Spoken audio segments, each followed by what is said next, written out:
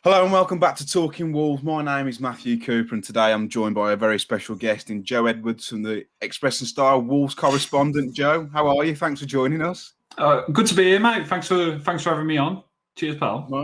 No, not a problem at all. It's been in the pipeline for a little while. I've been on the Express and Star podcast with Judah now and again. So Joe's kindly returned the favour. How have you been keeping, mate? Are you keeping well, all things considering? Still keeping busy reporting on what's been a drab season at Wolves. Yeah, it's been a busy season, and I mean these international breaks give you a bit of respite, but you are still scratching around for stories because you've got to fill a paper every day, and that's the thing. I mean, sometimes you might think, oh well, the international break might come at a good time, just have a bit of a break from the Monday, Tuesday, Wednesday kind of thing, but I mean, it's the paper doesn't stop, and you've got to fill stories every day. And like even I've said a few times, like in lockdown last year when there was no football at all, it was crazy because you were just having to somehow get a paper out and still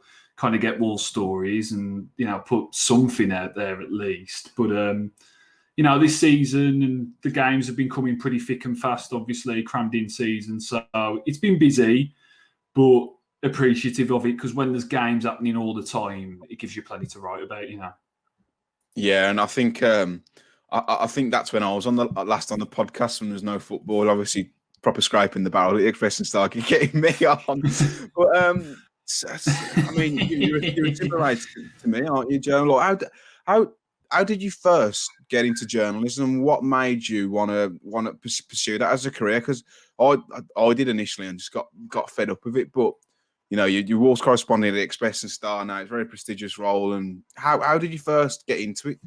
So I was always mad on football as a kid. Similarly to yourself, really, and played pretty much every day of the week if I could.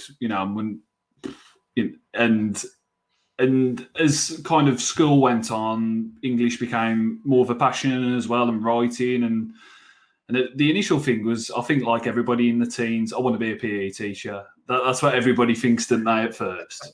But as it kind of went on, just kind of put the two together, really. Put the two passions together, which was writing and football. And so I managed to get a week of work experience when I was, I think it was 16 at the Express and Star on the sports desk, and kind of got to see how things work a little bit.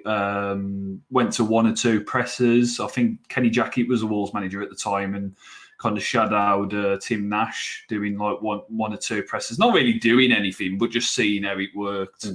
And then I did a year of A-level.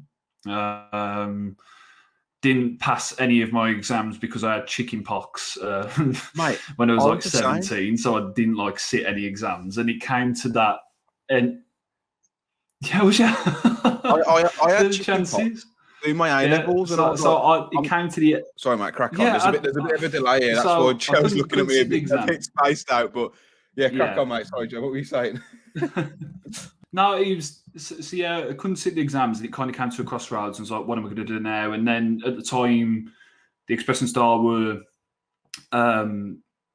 recruiting apprentices, and there were 5 of us. And yeah, I was one of the 5 that got taken on. And from there, kind of did a bit of news, bit of sport, bit of this and that, and managed to get a role on sport, and kind of took it from there, really. And fast forward nearly 7 years later now, it's been a bit of a whirlwind, to be honest.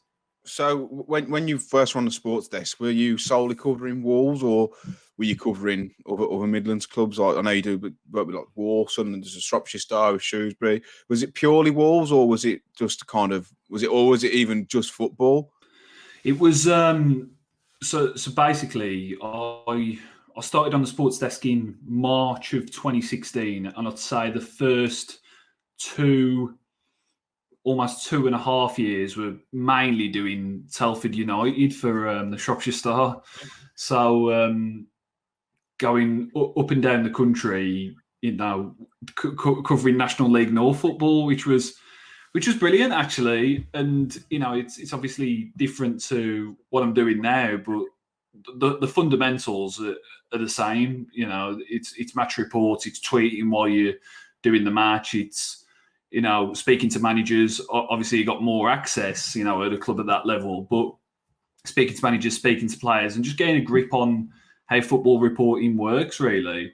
So that was a really good experience. And, a few of the kind of people who were at Telford kind of ended up crossing over into Wolves, and that helped, later on. People like Rob Edwards, who was the manager in my first kind of full season, really, of football reporting. So, yeah, did Telford for about 2 years, then got, into the kind of the Wolves coverage, initially helping Tim Spears.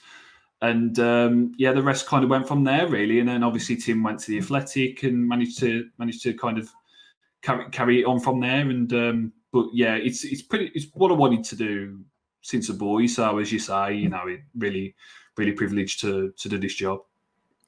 Yeah, and you've been covering Wolves now. This is your second season, isn't it? I know you started with Rosie Swarbrick, who left the Express and Star, and you basically stepped in and became the Wolves correspondent on your own. But how does it feel? Obviously, growing up as a big Wolves fan, and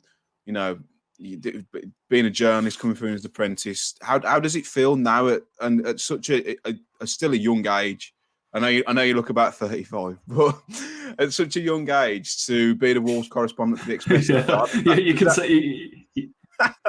Does that fill you with immense pride, saying you are the Wolves correspondent for the Express and Star? Yeah, it does, and you can say I look 35 or 45. I mean, putting 24 going on 50, but it's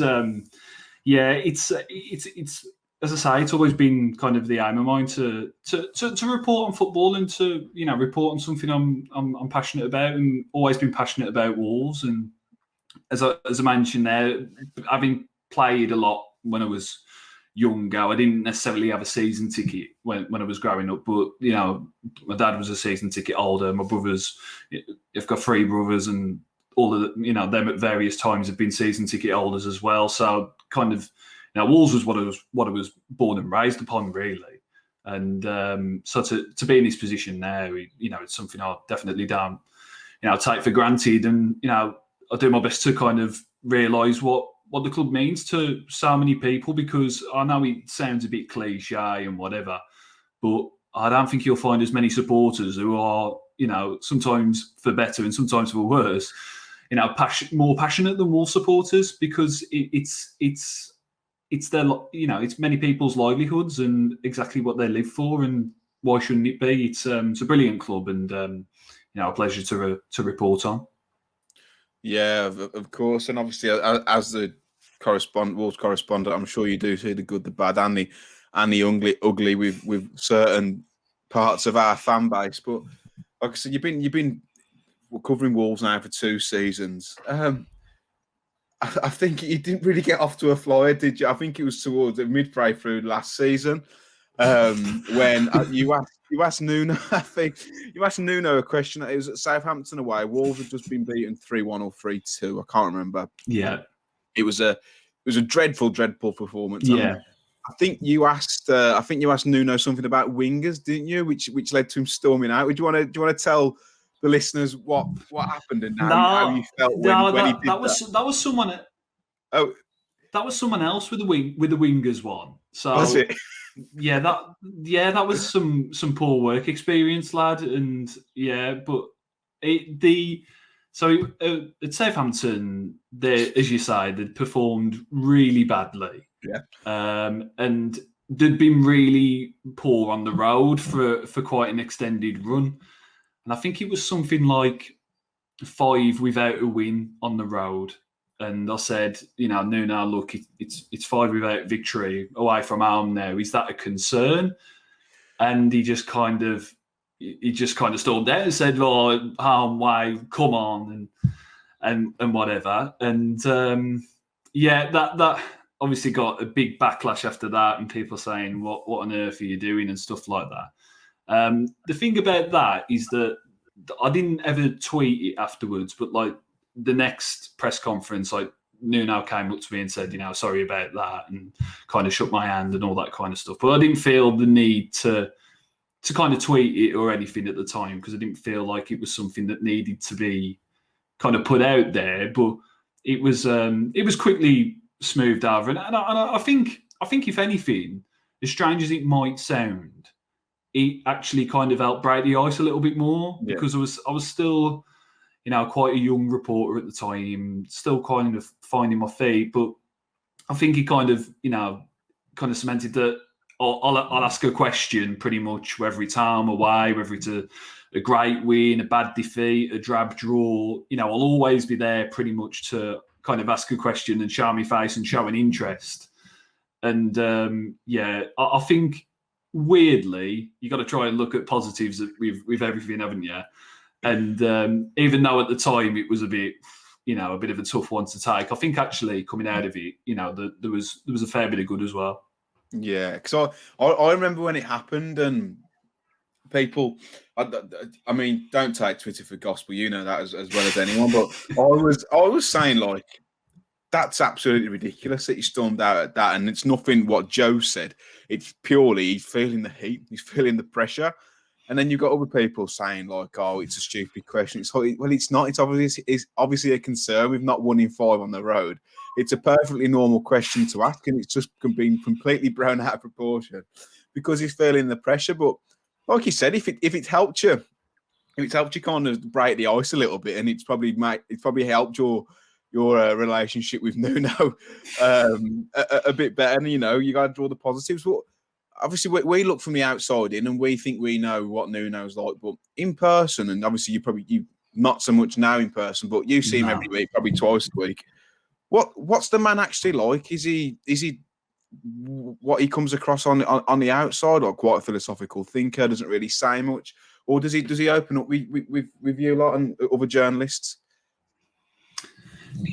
Also, over the past year, as you say, it's mainly been Zoom press conferences, exclusively on Zoom. So I haven't really had that, not face to face, but you're in the same room. Yeah. There hasn't been that kind of dealing. So that does change things a little bit.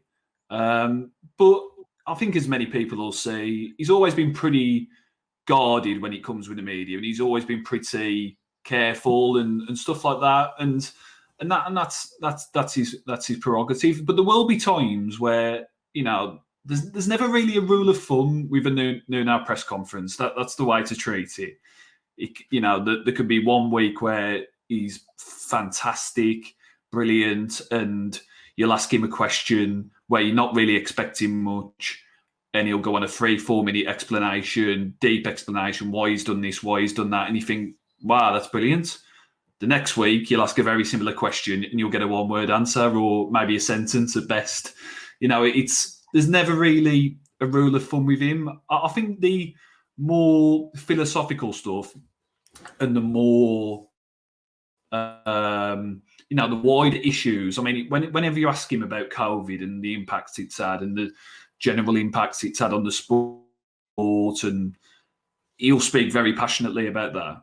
And stuff like when he, when he started this Feed Our Pack campaign, you ask him anything about that, and he's straight off. But other things he doesn't want to go into, and it's just knowing how to kind of deal with it and just kind of assessing the situation. And other journalists might be a bit different, but I never really. I do go into press conferences having an idea of what I want to ask him. Of course, if there's pressing issues at hand, that need asking, then of course I will. But if it's a quieter week, then you just kind of go into it with a little bit of an open mind, because it could go off on a particular subject and really be passionate about it, or he could completely shut it down. It's just a look at a draw, really. Yeah. How many times do you reckon you've written solutions this season in your articles? It has been a buzzword. But strangely, it's been something he said for quite a long time. But I think it's just because results haven't been as good this season. I think it's got highlighted a bit more. But if you play Nuno bingo, buzzword one of the buzzwords would have been solutions like 2 or 3 years ago as well. He's got every manager, I guess, has their quirks and their sayings and things that they like to say. And solutions has been, option. He's an option. He's a solution. It has been something that he said for a while, but I just think it's been kind of highlighted a bit more because obviously the results haven't been as good this year.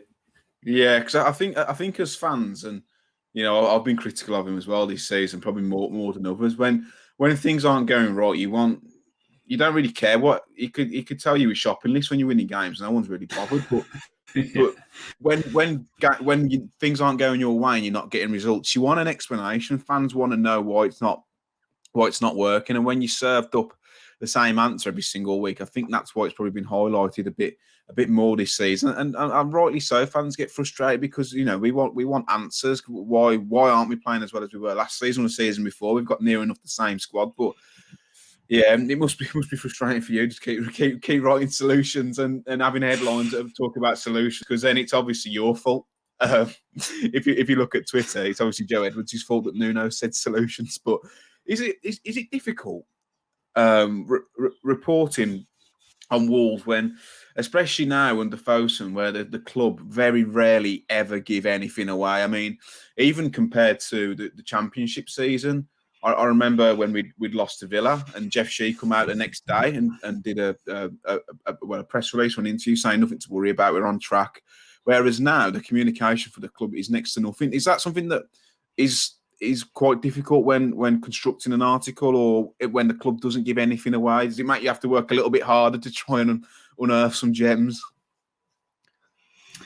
No, that's a good question, and you have to find ways of kind of adapting, I guess. And yeah, you make a good point. So there's obviously been a lot of changes at Wolves, and there's not a figurehead really, a spokesperson of sorts. I think in years gone by, Jez Moxey would have spoken quite a lot to the Express and Star, or even a Steve Morgan would have been then happy for Jez to have that kind of point of contact or something like that. And there'll even be going back even further back than that, where there'd be kind of a on the other end of the phone whenever you need it. It's just it's a changing game, football. And I think Wolves, while it can be frustrating, and I think there is a scope to communicate more. I wrote as much a few months back, but it's just kind of in keeping with the rest of the Premier League now, and that's kind of the way it goes. I mean,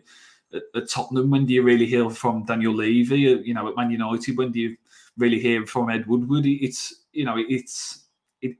Wolves are kind of that ambition as well, and while we would like to hear from them more, I'd certainly like to hear from them more. In terms of have the opportunity to interview Jeff, that would be brilliant. But it's not as if sometimes it's why don't you ask the tough questions? I'd like to interview Jeff or whoever else. But it's the way the club operates, and it's the way that really a lot of clubs operate in 2021 now. Yeah, and that you make a good point there, and it's something that I've seen. Not only people are critical of you, but the likes of Judah and Tim Spears, formerly of the Express and Star, now at the Athletic, and I do see a lot of questions. And I know you ask the questions, and I know what answer you're going to give. But what does it frustrate you when you see, Joe, why aren't you putting the questions to Nuno? Why aren't you asking this question? Why aren't you asking the difficult questions? When Nuno is pretty much he'd be a great politician because he says a little about a lot, doesn't he? So does it frustrate you when you see people saying you're not asking the right questions, or you're not putting it to them? No, it's I can understand it because especially when results aren't going your way, you want answers and you want to know why. And when it's not coming, then you kind of want to seek answers. But sometimes I can be as frustrated as anybody else can be. It's being a fan as well, and sometimes you have to kind of turn that off really a little bit. You've got to try and be as objective and as impartial as you can be at some times. But say, for example, when we lost to Albion earlier on in the season, you you feel rough after the game, and you feel deflated after the performance, and almost a little bit upset and a bit angry, but you have to kind of switch that off, as a reporter as best as you can. But being a fan, I do understand that as well, and I know sometimes it can be a bit, well, it's not my fault, but I understand that that people will ask those questions, and but now I always try and do the best to get the answers as I can. Do you have to tread quite carefully as well, because Wolves are a different beast nowadays, aren't they? Whereas before, I think maybe if you kept putting tough questions or putting your neck on the line, it would have been all right. But do you have to tread fairly carefully, just in case you not ruin the relationship with the publication, but just in case, I don't know, that Wolves could turn around and be like, we're not having any more Express and Star reporters coming in here because they ask ridiculous questions. Is that something that is in the back of your mind, or do you just get on with it? Oh, I don't think that had come into the equation with Wolves, because they are a good bunch, and the media guys there are good to deal with, and they are as helpful as they can be, really.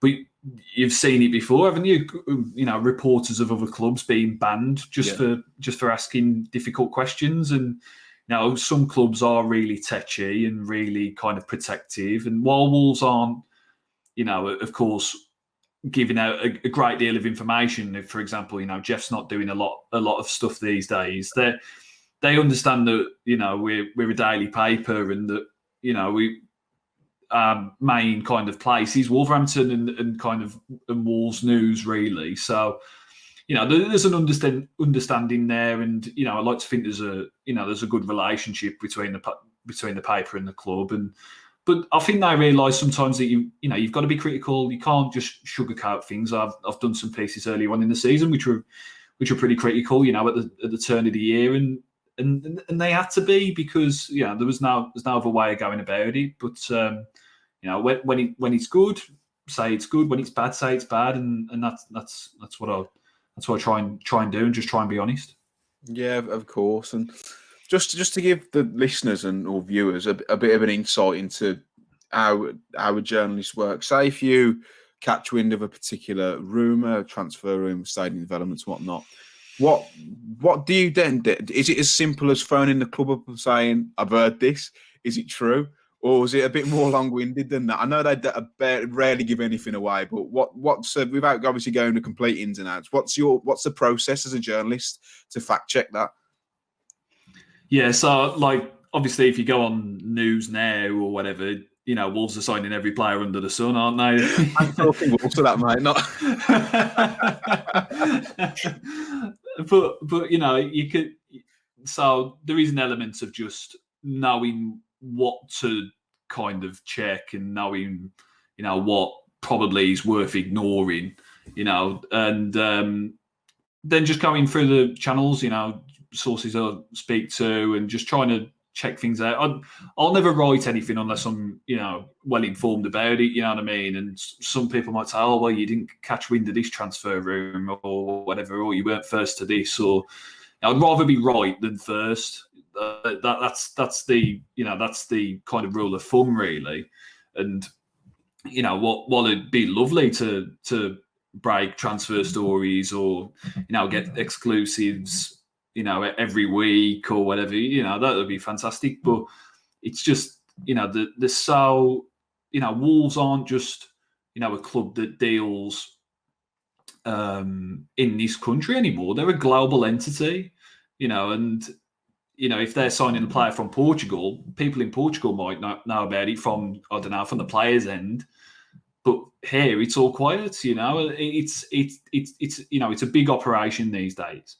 And but yeah, that's the kind of while I'd like to be first and whatever, just making sure that what I write is right, and not not I won't do anything unless I know it's solid, Yeah, and I think obviously with the stuff that Talking Wolves does, and mostly Dave looks after the socials, we just report on everything that's out there, and we always say, it's not saying it's true, but you'd think that every time we put it out that we've said it's true and it's definitely happening. But I don't know if you saw the rumours the past couple of days that Cristiano Ronaldo has been earmarked for a move to Wolverhampton Wanderers. What are your thoughts on that, Joe?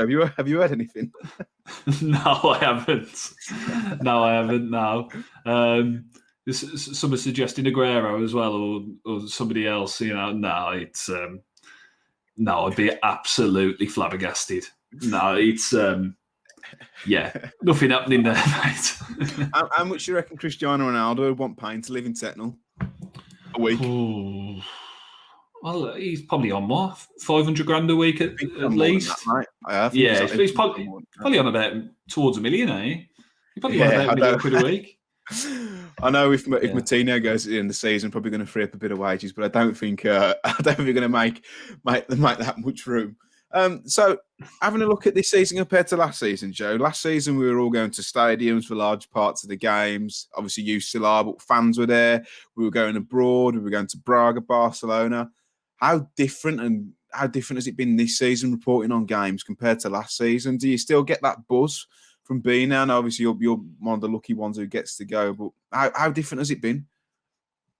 It's been very different, and it still feels a bit weird.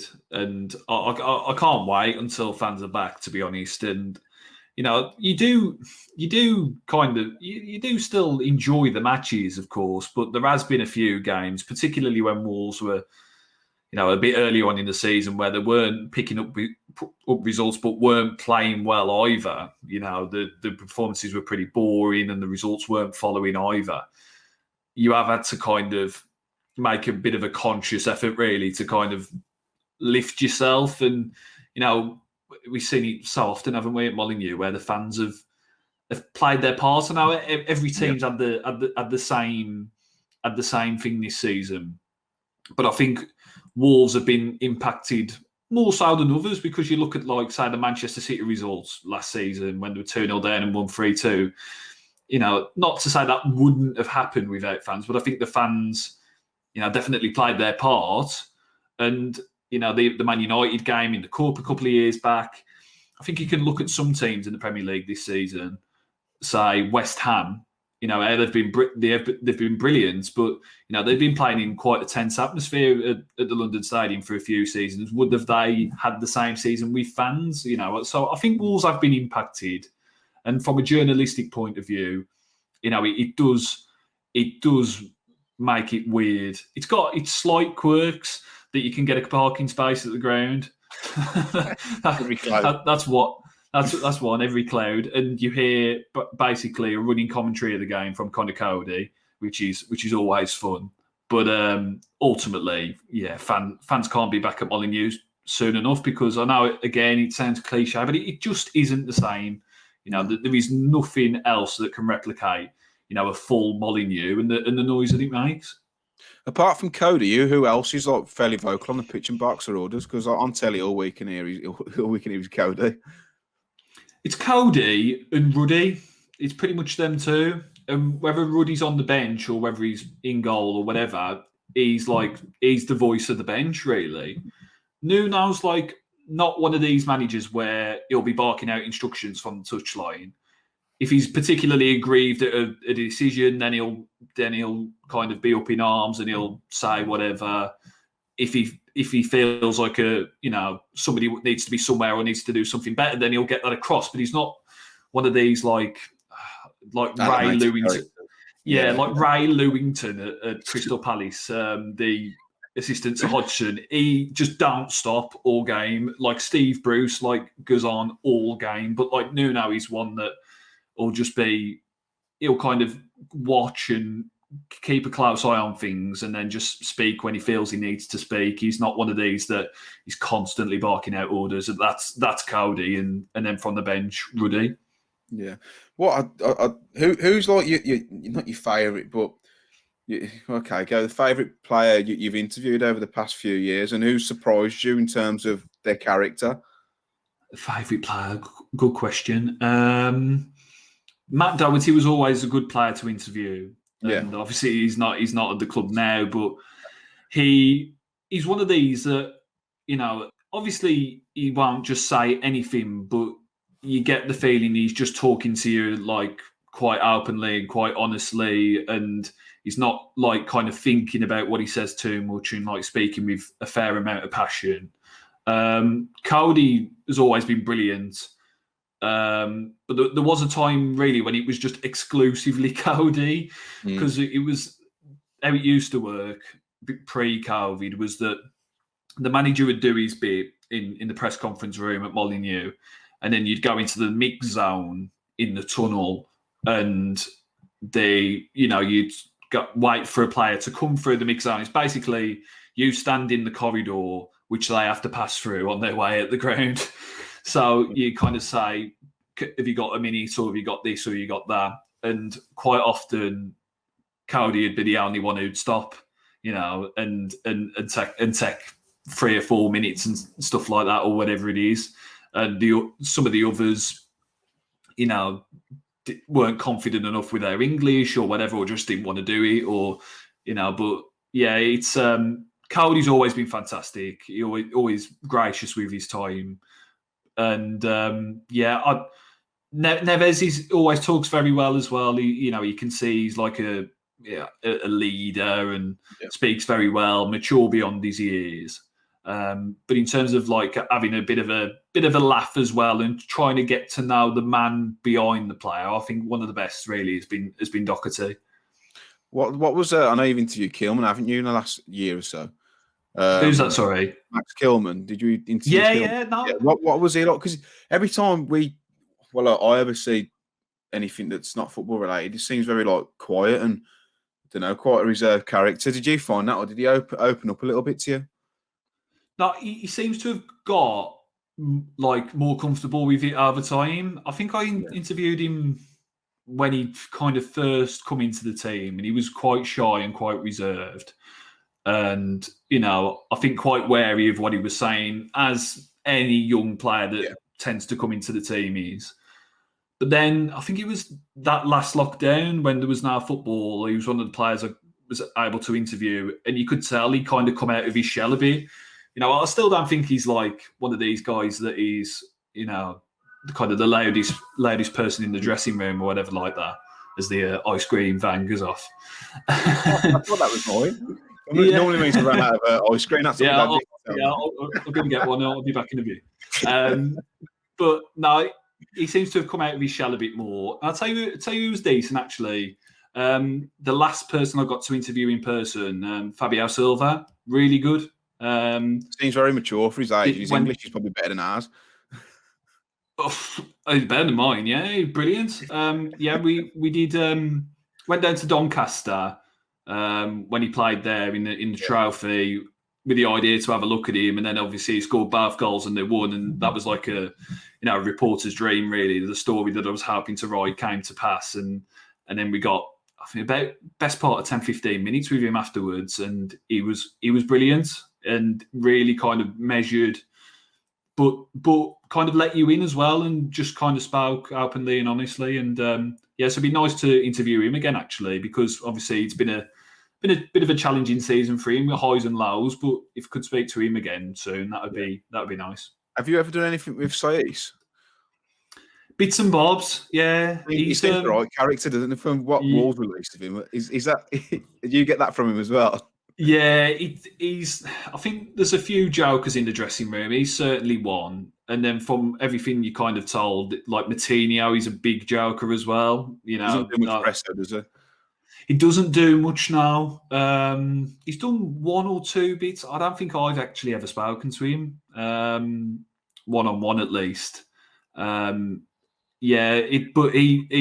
he's one of the jokers. But Saiss definitely, he's always good value actually as well. Saiss, he's just a bubbly character. Yeah, Neto seems to be a bit of a joker as well. From whatever I've seen, have you ever spoke to Neto? Whether that's been like in the mix zone or like a one-on-one? Yeah, mix zone, I think, and I think it's him and Matinho basically who bounce off each other, and I think a lot of the dressing room jokes are, kind of them too. So they're a good bunch, though. Honestly, like generally, they're a good bunch. I mean, there was a few which you didn't really hear from a lot. I mean, there was a bit before my time, but like Costa and Cav and them lot, they never really spoke to the press at all. They're too busy to slug and lettuce, mate. I've never really done anything with Johnny. I mean, he does speak bits of English, but I don't know if he does it well enough to feel confident with it, or whether he's just that's not really in his nature. Bolly obviously notoriously never did anything, and then he's done one or two bits this season, but mainly just with a club. And then but most of them are happy to talk, and it's kind of at the minute though with that now mix zone, or obviously not having numbers for players or whatever, you're just kind of a little bit at the mercy as to what the club give you and who they put up for interview that week. Yeah, I remember speaking to Adama at the end of season dinner awards, and it was like catching up with a mate. I don't know if you've ever spoken to him, but it was just genuinely him and Cody were. I could have come away from that thinking I'd love to go for a beer with him pair. Have you ever had anything with Adama in terms of mix zone or one-to-one? Because I found him really good value. Yeah, it's there you mentioning it. It's kind of all, but yeah, we did a big thing with him. Went down the training ground. I think it was last year, might have been the year before actually, but it was half hour and me and another journalist, Tom Colomos from the Daily Mail, and we kind of split it between us. But he was really good as well. Yeah, it's just a shame that because of COVID and everything, those kind of interviews and that ability to kind of, I don't know, bounce off each other a little bit more, it's just kind of gone, really. I mean, it is a shame, but hopefully, back end of this year, into next, maybe that can happen a bit more. Hopefully, mate. Just one more question before we move on to people's questions, because we had loads of questions coming in when we said we were doing the interview. Been a disappointed season. Obviously, losing Raúl was of course kind of curtail things a little bit, but for the rest of the season now, where do you see Wolves finishing? What if you're Nuno? What do you do? Do you go to a 4 at the back? Do you experiment? Do you play Jose? Do you play Silva? What if you're Nuno right now? What do you do for the rest of the season? And where do you see Wolves finishing? So first of all, finishing probably 10th, probably around that play. I think 9th or 8th is probably a little bit too far, just because they haven't scored enough goals.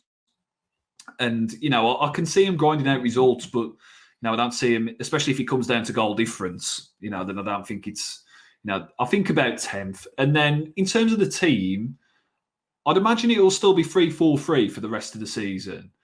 I kind of said something similar on our podcast, the ENS Wolves podcast, that go on, mate, give it a plug if you want. I'm not, yeah, I'm not so sure the 4-3-3, for example, is this holy grail. Like, I do get what it gives, and obviously it gives you an extra man in midfield. But for me, if you're talking about going to a back 4 to play a 4-4-2, then that'd excite me personally a bit more. Because if you were to say, Adama be at the club still beyond the summer, Neto still around, you get a fit Jimenez back, and then the prospect of a striker playing alongside him, then that would be thinking, well, okay, we've got 2 proper wingers here and 2 proper strikers, and that could be, a real kind of exciting system. When it's 4-3-3 or 3-4-3, personally for me, I don't think there's a massive difference. I just think 3-4-3 is probably going to be the way for the rest of the season at least. I'd like to see Vitinha have a bit more game time in that time. Watched him the other night for the Portugal under-21s and thought he was brilliant. Admittedly, he's not really done a lot in the minutes that he's played at Wolves, but I think they've got to just give him a little bit more time in these final games just to make a more informed decision in the summer as to whether he's worth keeping. And then Silva as well. It's the Silva and Jose debate could go on for days, and we could be here all night. But the thing for me with Silva at the minute is that he's getting into the positions, and he's missing those chances, and he's coming off his shoulder or rolling off his shin. But he looks a lot more likely to score than Jose does at the minute for whatever reason. So, ultimately, Silva is Wolves' player that they've ploughed a lot of money into, and ultimately he's going to be here for years to come, really. So I'd be leaning towards, preferring Silva over Jose. Obviously, not freezing Jose out, but if you've got to pick one or the other to start most of the games for the rest of the season, I'd pick Silva, because the only way he's going to get better is by playing, games of football in the Premier League. I agree, mate. I'm very much in the camp of Fabio Silva. I know he's missed a few sitters, but his movement and for a young lad and with a bit more experience, I think he could be a real asset. Just going to move on to some questions that we've had, Joe. Yeah, cool. So there's some about your career. There's some about your favourite Wolves memory. But we'll start with a question from wondering about Wolves. Will Nuno sign players this summer to fit into a 4-4-2 system and once again try and evolve, or will Nuno sign players to fit within the 3-5-2, 3-4-3 system? Good question. It is a good question. Well, all the players over the past few years have been signed with a three at the back in mind. That's why I think a 4 at the back this season, when it has been done, has looked disjointed, because, I know Johnny was technically a right back when he came to the club, but he's played a left wing back for all of his time at Wolves, and just they knew that system like the back of their hand. Yeah. And when it just got changed, and when players hadn't really been signed for that system, I mean, especially Conor Cody in the back 4 and Romain Saiss in the back 4, and even Willy Bolly in the back 4, they'd not done it at Wolves. So, whatever they do in the summer, they've just got to. I think they've got to just kind of have one idea and kind of stick to it, but kind of at the same time have the other one up their sleeve, if that makes sense. So I don't think, if you're going to go to the 4, don't ditch the 3 completely. But if you go to the 3, don't ditch the 4 completely. Different games might open and lend itself to it. But I'm not so sure whether, the improvement that Wolves want to make moving forward. I don't know whether the 4 is this holy grail, because I know he gets, questioned sometimes and stuff like that. But talking about Conor Cody and how much of a leader he is and how much he's vocal, and, I wouldn't be quick to take him out that Wolves team. While there might be a centre-half that he's quicker, he's stronger, he's more of a typical centre-half that's out there. If you take Cody out that team, it does, change the dynamic a lot. So, that's something for Wolves to think about in the summer. Of course, they've got to learn from the mistakes of last summer and get players that are ready to make an impact and improve the team straight away, really. But I don't think they've got to, do anything too drastic. It's just about strengthening what they've got. Yeah, it's about finding solutions, Joe. I have another question, which echoes what we just talked about. If we do go to a back 4 next season, do you think Cody drops out of that back 4? Well, that's like the £1 million question, isn't it? Because, I mean, if they say they don't sign a centre half, which I'm not saying they should. That I think they definitely need a centre half. I think that's, of all the positions, actually, I've said for a few months they need a centre back, a centre mid, and a striker. But I think if you are to pick one that they need the most, it probably is centre half, just because they haven't signed one for 3 years now. But yeah, if you are picking it of the current lot, I think I'd still go Cody and Bolly as the defensive two. The centre half pairing. But if they are to strengthen in the summer, then they've got a decision to make if they're going to stay with go to a 4. But for me, just because of how instrumental Cody has been, at least in the short term, I'd be leaning towards staying with the 3, bedding in a new centre half that way, as on the right side or on the left side, for example, Cody, Bolly, and someone else. Yeah. And then, because Willy Bolly, he's 30 now, or he's not going to last forever, but he's still a top quality centre half. But if they're going to sign a younger centre half that they see a lot of potential in and the years of longevity in, I think maybe filter him in as part of a 3 to then groom him, if you like, to be part of a 4 if that's a long-term plan. Yeah.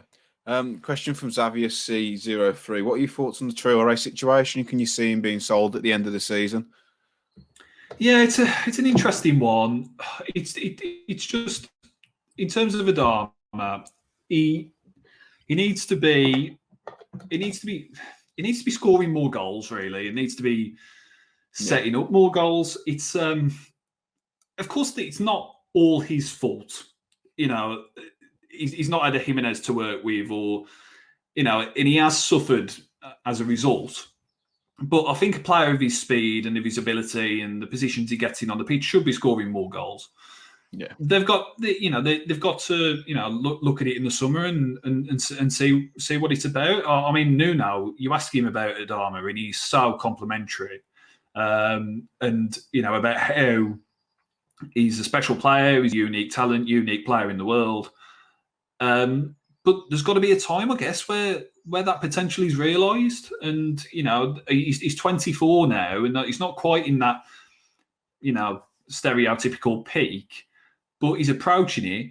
And, there is an element of realising that potential. You don't, for a player of, it'd be a shame because a player of his, outstanding physical traits, could really be a world beater. You see him glide past players, but the end product has taken a step back this season. After taking several steps forward last. So yeah, it's a difficult one. I'd like to see him stay at the club beyond the summer. I'd like to see Wolves keep hold of all of their best players and build on from there. But I've said it on our podcast a couple of times. If there was one that they had to sell, I'd imagine it would probably be Traoré. Because you've probably got 3 big assets, haven't you, at Wolves? You've got Neves, Neto, and Traoré. They're your 3, and you'd imagine just looking. I know it's not just based on statistics, but you look at the team and the dynamic of it. I think if you were to lose one, I'm not saying I'd want to lose them at all, but if you were to lose one, it would probably be Traoré. How much do you think he'd go for in the summer? It's a difficult question. We were talking bloody 70, 80 million, weren't we, last year? And the rest, I was saying 100. I love him, mate. I think he's unbelievable. But I was saying, you can't put a price on him because he's that effective. Whereas this season, I'm seeing people saying, let him go for 20 million. Yeah, well, not 20 million. That'd be, they paid 18 for him. So they'd at least want to double their money. I'd imagine in the current climate, you'd be edging towards 50.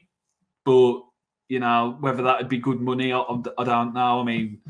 Jota went for 45, didn't he, last summer? But I think, it's just whether clubs can pay 50 million, you know what I mean, in this COVID era. It might be a position where, nobody can really pay that money. But I guess we'll just have to wait and see. One rumour that keeps coming up, and quite a few reliable sources keep reporting on it, is the potential signing of Lucas Ocampos from Sevilla. Obviously, tore Wolves a new one in the Europa League quarter-final. Was that something you could get behind? Would you like to see him in a Wolves shirt, Ocampos, if it meant replacing Adama? I do like him. I did like him in that game. I have seen bits of him as well for Sevilla, and do think he's definitely a talent. I'm not sure on whether he whether he'd be the man really. It's just because the type of money that you're talking. I mean, what's this quoted figures that have been about 60 million or something like that? I mean, you'll have to. Yeah. He'd be up in his wages, but then he'd also he'd probably be swapping Champions League football for nothing. But I suppose that's the law of playing in the Premier League, isn't it? He might get a move to Man United after the season. No, I'm not sure. Probably haven't seen enough of him to know. I've seen him about 5-6 games, but he's obviously a very good player, and there's a reason why he's being linked to all these clubs. But I'd imagine he'd have a fair few suitors, wouldn't he?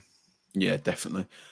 Question from Gladon Balti King. It's great, great question. How do you cope with the abuse and all the tirade and nonsense you get from Wolves fans? Is it just a case of just turning your phone off, or is it tough?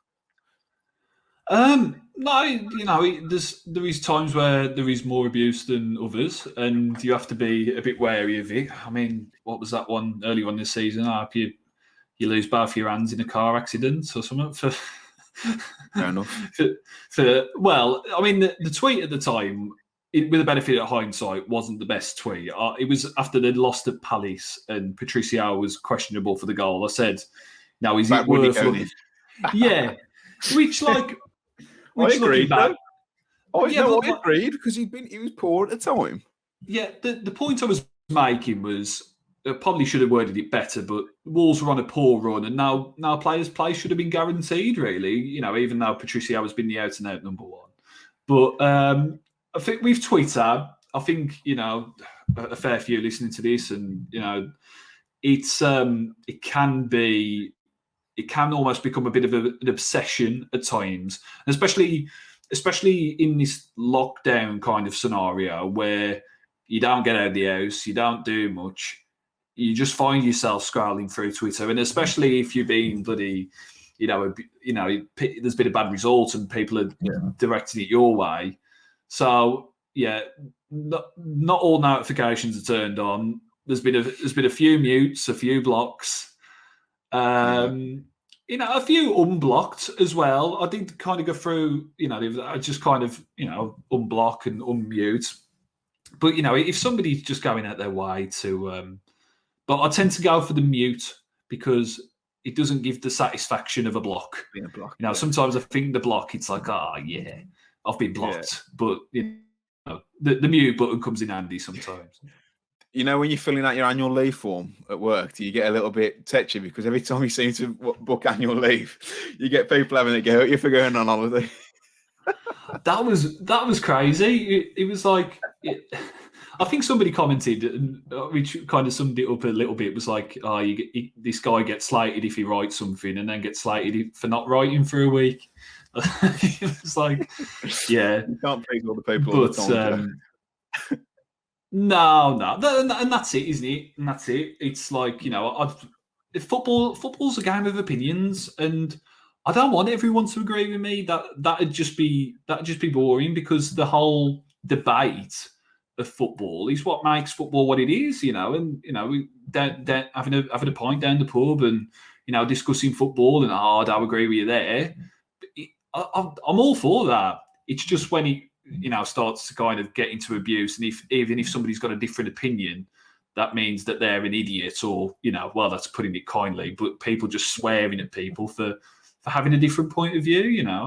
Football is a game of opinions, and if you want to have a debate about something, fantastic, but not just abuse for holding a different point of view. Yeah, it's ridiculous, isn't it, mate? Just got a couple more questions before we wrap up. We've got one off Ad Sidaway. What were your thoughts on trying a new system halfway through the season without a real pre-season? I was shocked. I mean, talking about time off, I was off for that Southampton game, and I remember watching it on the telly and thinking, what is going on here? For a four at the back. Had you asked me the week before that, I would have said no way, because everything has been built on a three at the back, and Nuno's been so, adamant about formation, about system, about personnel and things like that. So it was a shock. And I think, it was only, as a consequence, really, it didn't necessarily really click, because I think Cody had said as much after a couple of games that they knew the three, they trained in the three. Everything that they'd done for 3+ years was geared around that system. Yes, they'd played with a 2 up front or a 3 up front, and there were tweaks of that system, but the core of it was the same. So to kind of add in a completely new one, I think naturally had its teething problems. And while Wolves did score a few more goals playing in that system, I mean, they conceded a bucket load. And now since going back to the three, the performances have still been a little bit indifferent and not fantastic. And full 90-minute performances have been a bit hard to come by. But I do think they have looked better. It's just they've just got a decision to make in the summer. If they feel that's the way and that's the key moving forward, then as one of the earlier questions alluded to, they've got to sign players with that system in mind. Wicked. One last question, mate, before I let you get off, and I have you too. And I'm hoping you might be able to shed a little bit of light on it. Have you got any insight on a return date for Raúl Jiménez? I think what people are asking is he going to play against the Albion on 1st of May? I hope so. I'd love it. No, what's been reported is pretty much out of the cases, and it's very kind of day by day. And I know how boring and cliche that may sound, but that's kind of how Wolves operate. They don't look, hugely forward. Nuno in his bubble, they're kind of just focused on the day by day. I mean, he did go away with Mexico, and that was very successful. I mean, they wanted to get that sorted for him to go away with Mexico, see his pals, link up with them for the week, carry on training, and that's been successful. As far as I'm aware at the minute, I don't think he's been heading balls just yet. I mean, I'll ask Nuno about it again on Friday. So we'll see what the latest is then. But I think by what they've been saying, again this season, and ultimately, I think that would benefit everyone if he does, because not only for him, because it will give him an idea of where he's at and where he needs to be for next season, what's still right with his game and what needs working on. It gives Wolves an inclination as to what they need to do in the market and things like that. How many strikers they need to support him, etc. And it gives Mexico an idea as well, because I think they'll want to take him to the Olympics, won't they? That's another thing to factor in. But honestly, being there at the time when it happened, the injury, it was sickening, and felt sick when it happened. I mean, you probably heard it on the telly, but the thud and the crack, big old crunch, when it happened was horrible. And the speed of it live, it was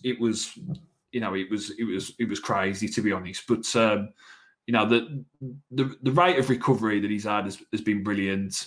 When you speak to people at Compton, everybody says about how positive that he's been through it all, and how his mood has not been bad throughout, and he's always kept a positive spirit. So there's no question of that. I think once he gets to go ahead, he's going to be all over it. He's going to be happy to play. But honestly, it's just they're just taking it day by day, and they've got to be extra careful with these head injuries. And that's how they'll continue to be, really. Definitely, mate. Well, Joe, it's been an absolute pleasure for coming on. Thanks for coming on Talking Wolves. Where can people find you, should they wish? And if you want to give the podcast a plug, I know Jude will be happy if you do that. So, where can people find you, mate? And where can people listen to the podcast? So, no, cheers, mate. I mean, I could only return the favour. You've happily done the fan verdicts for me over the years and stuff like that. So, it's Joe Edwards _star on Twitter. Express and Star, Wolf section, that's where my articles are, and then the ENS Wolf podcast, 203 episodes now. I think more than us, mate. You dedicated, you lot. Yeah. Yeah, well, we've been doing them every week, and I mean, especially in lockdown, and we did it all the way through lockdown. I mean, I don't know what on earth we spoke about. I mean, I don't know what on earth we speak about most of the time anyway. But yeah, so it's always good fun, and no, I really appreciate you having me on, mate. It's a pleasure to come on because you've always been really helpful with us over the years and good lad. So yeah, no, pleasure to be on, mate. Cheers, mate. So yeah, if you've enjoyed it, leave a like, a comment, and subscribe down below. Before we go, bit of bad news today that we learned that Claude from AFTV and Claude and the Bansters, a friend of Talking Wolves, sadly passed away this afternoon. Obviously, horrible news, and we send our condolences to Claude's family. He's gone, but never forgotten.